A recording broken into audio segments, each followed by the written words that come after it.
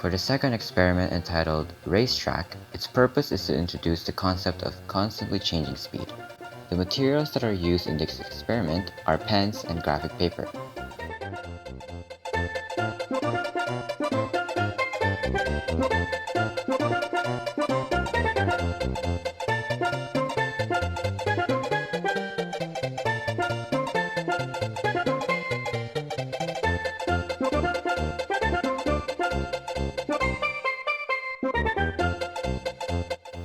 After the two students finished racing, the group was able to record the following data. Two members of the group participated in a race and both reached the finish line at different times. The first player with pink pen completed the race in 15.32 seconds as she ran straight to the finish line, while the second player with the blue pen took 18.61 seconds to reach the finish line because she moved horizontally, vertically, or both, which is diagonally. Neither of them collided with each other as they not occupy the same grid point. On to the guide questions. For the first question, what was the fastest any player ever went during the course of the race? To this question, the group identified that the faster player was the one with the pink pen, which is player 1, who went straight ahead to the finish line. For the second question, did that player win the race?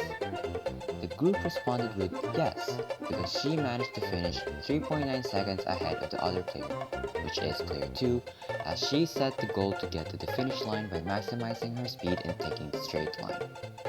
For the last question, did anybody crash? If so, why do you think they did? The group answered that no, they did not crash with each other, most likely because they managed to use a different method in doing the race and they maintained their distance. The group concluded that after the race between player 1 and player 2, it became evident that their strategies played a crucial role in the gap in their race times. The students observed that their different approaches to reaching the finish line highlighted distinct outcomes at the end of the race. Moreover, the group noted that the strategies they employed to modify their speed and acceleration were also significant factors in the race's outcome.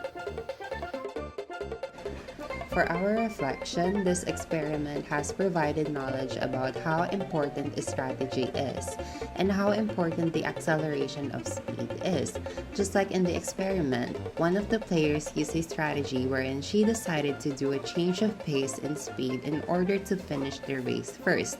This proves that even minor decisions like the route taken during a race can have a significant impact on the final outcome.